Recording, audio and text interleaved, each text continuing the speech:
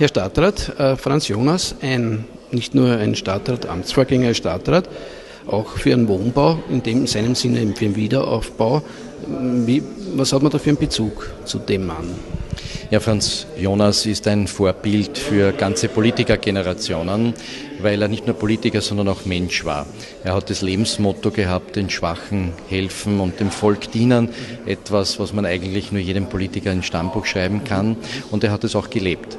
Und er hat gerade in der Kommunalpolitik viele Akzente gesetzt.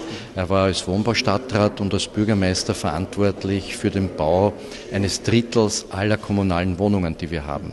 Für über 78.000 Wohneinheiten in unserer Stadt. Und das alleine ist schon eine bahnbrechende Leistung. Es war ja Wien nichts mehr, es war fast nichts mehr ganz, hat ja an allen Ecken gefehlt. Ich glaube, anfänglich war er auch für die Nahrungsbeschaffung, glaube ich, zuständig. Das war ja ganz... Ja, das, was man sich heute gar nicht mehr vorstellen kann, weil wir in einer so wunderbaren Stadt leben, ist der Umstand, dass Wien noch am Beginn der 50er Jahre sehr schwer zerstört war. Der Zweite Weltkrieg und die Folgen haben ja nicht nur die gesamte Gas- und Wasserversorgung lahmgelegt. Alle Donaubrücken mit Ausnahme der Reichsbrücke war eingestürzt beispielsweise. Es waren 90.000 Wohnungen zerstört. Also es hat eine ungeheure Not und auch ein starkes Elend gegeben.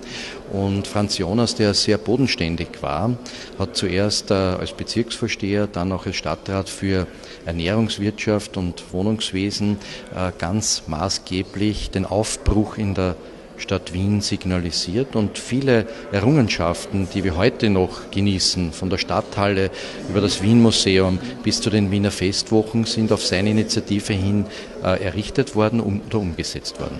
Also ein großartiger Floridsdorfer. Ja, ein großartiger Bundespräsident, ein großartiger Bürgermeister und Stadtrat und ein Floridsdorfer. Und da sind wir natürlich ganz besonders stolz. Wenn man so ein bisschen, wir haben ja beim Bezirksmuseum ein bisschen mitgeforscht und haben Ihnen über die Schultern geschaut, er dürfte auch ein sehr integrer Mensch gewesen sein. Er war auch in diesem Bereich ein großes Vorbild. Er war nicht nur ein großartiger Politiker, sondern auch ein Mensch, der auch den Kontakt zu anderen Menschen gesucht hat, der sehr volksnah war, der dadurch auch die Probleme der Menschen sehr gut gekannt hat und von daher ein sehr glaubwürdiger Politiker war. Also von daher ein großes Vorbild für ganze Generationen. Danke recht herzlich. Dankeschön.